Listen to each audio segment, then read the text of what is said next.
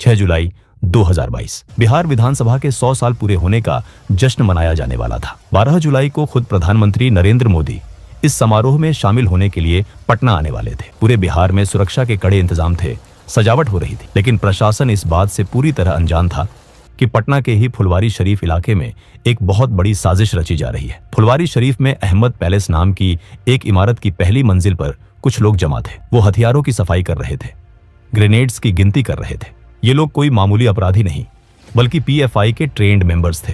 उनका मकसद खौफनाक था। 12 जुलाई को जब प्रधानमंत्री मोदी पटना आए तो उन पर दिन दहाड़े हमला करना। उनकी तैयारी पूरी थी। वो जानते थे कि प्रधानमंत्री का काफिला कहां से गुजरेगा और सुरक्षा में कहां चूक हो सकती है। तभी एक घटना ने बाजी पलट दी। फुलवारी शरीफ थाने के एसएचओ इकरार अहमद के पास एक व्हाट्सएप मैसेज आया। मैसेज बेहद भड़काऊ था। उसमें लिखा था, तुम्हें शर्म आनी चाहिए, मुसलमान आखिर कब बनोगे तुम? प्रॉफिट की महानता का गुणगान कब करोगे? कल जुमे की नमाज है, नया टोला की जामा मस्जिद पहुंचो और अपने रसूल को साबित करो। इस मैसेज ने पुलिस के कान खड़े कर दिए। पहले तो एक 0 एफआईआर दर्ज की गई, लेकिन जैसे ही पीएम मोदी के दौरे की तारीख नजदीक आई, सुरक्षा एजेंसियां अलर्ट मोड पर आ गईं। बिहार पुलिस ने उस व्हाट्सएप मैसेज की तह तक जाने का फैसला किया। जांच की आंच फुलवारी शरीफ के अहमद पैलेस तक जा पहुंची। 11 जुलाई को पुलिस ने वहां छापा मारा। वहां का नजारा देखकर पुलिस वालों के पैरों तले जमीन खिसक गई। वहां सिमी का पूर्व सदस्य अतहर परवेज और झारखंड पुलिस का एक रिटायर्ड दरोगा मोहम्मद जलालुद्दीन मौजूद थे। वो वहां युवाओं को हथियार चलाने की ट्रेनिंग दे रहे थे। लेकिन सबसे खतरनाक चीज जो वहां मिली वो था एक 7 पन्नों का डॉक्यूमेंट। उस डॉक्यूमेंट का टाइटल था India 2047 towards rule of Islam in India. उस डॉक्यूमेंट में साफ साफ लिखा था कि कैसे 2047 तक, जब भारत अपनी आजादी के 100 साल मना रहा होगा, तब तक भारत को एक इस्लामिक राष्ट्र बना दिया जाएगा। पूछताछ में उन्होंने कबूला कि उनका प्लान पीएम मोदी के दौरे के दौरान हमला करने का था। ये खबर जैसे ही दिल्ली पहुंची, हड़कंप मच गया। ये खबर जब राष्ट्रीय सुरक्षा सलाहकार अजीत डोभाल तक पहुंची तो वो समझ गए कि पानी सिर से ऊपर जा चुका है। 15 जुलाई 2022 को इंटेलिजेंस ब्यूरो आईबी ने एक और शख्स को गिरफ्तार किया, मरगूब अहमद दानिश। उसके फोन में गजवा ए हिंद नाम का एक व्हाट्सएप ग्रुप मिला, जिसमें पाकिस्तान और बांग्लादेश के आतंकी संगठनों के लिंक्स थे। सबूत सामने थे। पीएफआई अब सिर्फ एक संगठन नहीं, बल्कि एक दीमक बन चुका था जो सिस्टम को अंदर से खोखला कर रहा था। उसी दिन प्रधानमंत्री मोदी, गृहमंत्री अमित शाह और अजीत डोभाल ने एक गुप्त बैठक की। अजीत डोभाल ने प्रधानमंत्री के सामने रखे सबूतों को देखा और कहा, ये लोग प्रधानमंत्री की हत्या का प्लान बनाकर भी खुले घूम रहे हैं। मेरा मानना है कि ऐसा सोचना भी पाप है। मैं आपको वचन देता हूं कि आज से 90 दिन के अंदर अंदर इस देश की धरती से पीएफआई का अस्तित्व मिटा दिया जाएगा। यहीं से उल्टी गिनती शुरू हुई। डोभाल जानते थे कि पीएफआई कोई मामूली दुश्मन नहीं है। वो सिमी की तरह बेवकूफ नहीं थे। पीएफआई ने खुद को एक सामाजिक संगठन का चोला पहना रखा था। वो स्कूल चलाते थे, गरीबों की मदद का दिखावा करते थे और ह्यूमन राइट्स की बातें करते थे। अगर उन पर बिना ठोस सबूत के हाथ डाला जाता तो देश भर में दंगे भड़क सकते थे। उन्हें विक्टिम कार्ड खेलने का मौका मिल जाता। इसलिए डोभाल ने एक बहुत ही शांत लेकिन घातक रणनीति बनाई। पीएफआई असल में बैंड ऑर्गेनाइजेशन सिमी का ही नया अवतार था। 2001 में जब सरकार ने सिमी पर बैन लगाया तो उसके नेताओं ने समझा कि खुलेआम आतंकवाद की बात करने से काम नहीं चलेगा। इसलिए 2006 में उन्होंने केरल के एनडीएफ, कर्नाटक के केएफडी और तमिलनाडु के एमएनपी को मिलाकर पीएफआई का गठन किया। उन्होंने दुनिया को दिखाया कि वो दलितों और पिछड़ों की आवाज है, लेकिन हकीकत कुछ और थी। 2010 में केरल के प्रोफेसर टीजे जोसेफ का हाथ सिर्फ इसलिए काट दिया गया क्योंकि उन्होंने एक क्वेश्चन पेपर में कुछ ऐसा लिखा था जो पीएफआई को पसंद नहीं आया। 2016 तक पीएफआई पर दंगों के 125 से ज्यादा केस दर्ज हो चुके थे। 2017 में पता चला कि केरल से गायब होकर आईएसआईएस ज्वाइन करने वाले युवा पीएफआई से ही जुड़े थे। पीएफआई ने एक ऐसा इलीगल नेटवर्क बना लिया था जो गल्फ कंट्रीज से हवाला के जरिए पैसा मंगवाता था और उस पैसे का इस्तेमाल भारत में दंगे भड़काने और वकीलों की फौज खड़ी करने में करता था। वो सिस्टम के अंदर घुस चुके थे। केरल और कर्नाटक पुलिस में भी उनके आदमी मौजूद थे। इसीलिए डोभाल जानते थे कि इस बार वार सीधा और सटीक होना चाहिए। अजीत डोभाल ने सबसे पहले पीएफआई को उनके ही समुदाय से अलग करने की चाल चली। 30 जुलाई 2022 को दिल्ली में एक इंटरफेथ कॉन्फ्रेंस का आयोजन हुआ। डोभाल खुद वहां पहुंचे। इस सम्मेलन में सूफी संतों और बड़े मुस्लिम विद्वानों ने हिस्सा लिया।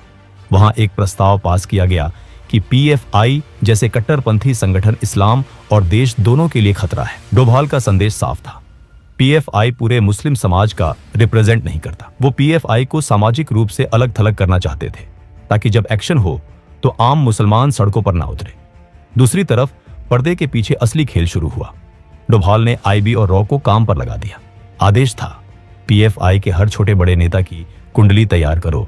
वो क्या खाते हैं, कहां जाते हैं, किससे मिलते हैं, उनके बैंक खातों में पैसा कहां से आता है। अगले 2 महीनों तक भारत की एजेंसियां पीएफआई के पीछे लग गईं। पीएफआई के नेताओं को भनक तक नहीं लगी कि उनके फोन टैप हो रहे हैं और उनके ड्राइवरों से लेकर रसोइयों तक पर नजर रखी जा रही है। अगस्त का महीना आते आते डोभाल के पास पीएफआई के हर काले कारनामे का डोजियर तैयार था। अब वक्त था एक्शन टीम बनाने का। डोभाल ने देश भर से ऐसे पुलिस अफसरों को चुना जो निडर थे और जिनका रिकॉर्ड बेदाग था, खास तौर पर उन राज्यों से जहां पीएफआई मजबूत थी, जैसे केरल, कर्नाटक, तमिलनाडु, महाराष्ट्र और उत्तर प्रदेश। इन अफसरों को दिल्ली बुलाया गया, लेकिन किसी को नहीं बताया गया कि मिशन क्या है। 4 अगस्त को गृह मंत्री अमित शाह कर्नाटक गए। वहां उन्होंने कर्नाटक के मुख्यमंत्री और गृह मंत्री के साथ गुप्त बैठक की। बाहर मीडिया को लगा कि ये कोई राजनीतिक दौरा है, लेकिन अंदर पीएफआई के खात्मे की स्क्रिप्ट लिखी जा रही थी। सबसे बड़ी चुनौती थी कॉन्फिडेंशियलिटी। अगर खबर लीक हो जाती तो पीएफआई के नेता अंडरग्राउंड हो जाते। इसलिए डोभाल ने एक और चाल चली।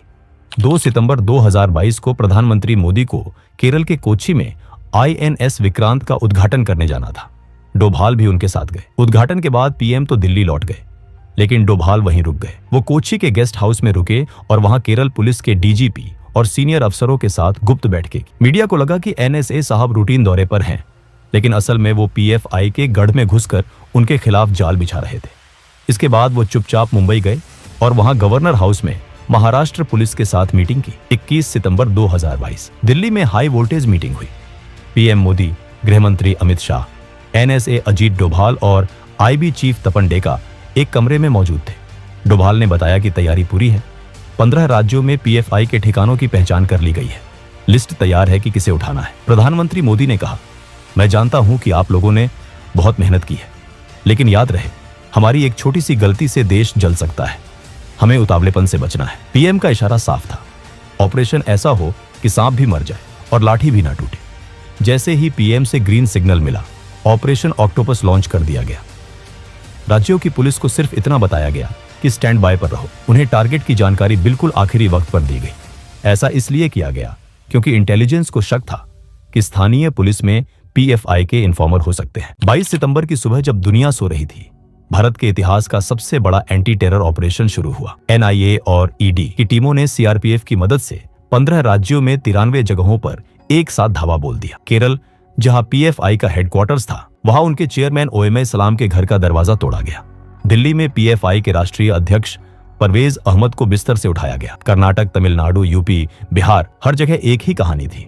पीएफआई के नेता जब तक संभल पाते, वो पुलिस की गाड़ियों में थे। सुबह होते होते खबर आग की तरह फैल गई। पीएफआई के समर्थकों ने केरल और तमिलनाडु में बंद का ऐलान कर दिया। कई जगहों पर बसों में आग लगाई गई, पेट्रोल बम फेंके गए। आरएसएस के दफ्तरों को निशाना बनाया गया, लेकिन डोभाल इसके लिए भी तैयार थे। उन्होंने पहले ही रैपिड एक्शन फोर्स को सेंसिटिव इलाकों में तैनात कर दिया था। पहले राउंड में 106 बड़े नेताओं को गिरफ्तार किया गया। उनके पास से जो लैपटॉप और दस्तावेज मिले, वो चौंकाने वाले थे। उनमें बम बनाने के तरीके, हिट लिस्ट और विदेशी फंडिंग के सबूत थे। लेकिन डोभाल जानते थे कि काम अभी पूरा नहीं हुआ है। बड़े नेता अंदर थे, लेकिन सेकंड लाइन ऑफ कमांड अभी भी बाहर, और वो बदले की आग में जल रहे थे। वो दंगे भड़काने की प्लानिंग कर रहे थे। पीएफआई को लगा कि शायद मुसीबत टल गई है। वो अपने बचाव की कानूनी तैयारी कर रहे थे, लेकिन डोभाल ने उन्हें संभलने का मौका ही नहीं दिया। ठीक 5 दिन बाद 27 सितंबर की रात को ऑपरेशन ऑक्टोपस का दूसरा चरण शुरू हुआ।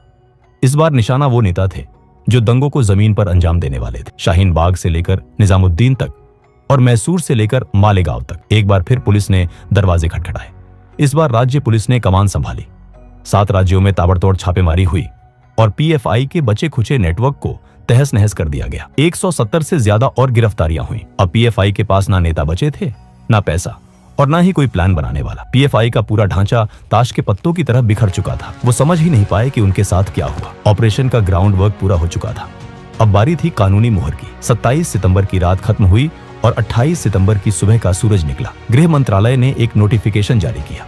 उसमें साफ शब्दों में लिखा था, पीएफआई और उसके 8 सहयोगी संगठनों को यूएपीए के तहत 5 साल के लिए बैन किया जाता है। सरकार ने सिर्फ पीएफआई को ही नहीं, बल्कि उसके छात्र संगठन, महिला विंग और अन्य सभी ब्रांचेस को भी बैन कर दिया। बैन लगते ही पीएफआई के दफ्तर सील कर दिए गए, उनके बैंक खाते फ्रीज कर दिए गए, वेबसाइट ब्लॉक कर दी गई। पीएफआई के एक नेता ने गिरफ्तारी से कुछ देर पहले संगठन को बंद करने का ऐलान भी कर दिया, लेकिन तब तक बहुत देर हो चुकी थी। ऑपरेशन ऑक्टोपस न केवल भारत की सुरक्षा एजेंसियों की जीत थी, बल्कि ये अजीत डोभाल की कूटनीति और प्रधानमंत्री मोदी की पॉलिटिकल विल का भी प्रमाण था। जिस पीएफआई ने 2047 तक भारत को इस्लामिक राष्ट्र बनाने का सपना देखा था, उसका खुद का अस्तित्व 2022 में ही मिट गया। डोभाल ने अपना वादा निभाया था। 90 दिनों के भीतर बिना किसी खून खराबी के, बिना किसी गोलीबारी के उन्होंने देश के सामने खड़े एक बहुत बड़े खतरे को जड़ से उखाड़ फेंका। ऑक्टोपस के 8 हाथ काट दिए गए थे। दोस्तों, अगर वीडियो पसंद आया हो तो वीडियो को एक लाइक जरूर करें और चैनल को भी सब्सक्राइब जरूर करें। हम ऐसे ही वीडियो हर हफ्ते लाते रहेंगे। तब तक के लिए जय हिंद।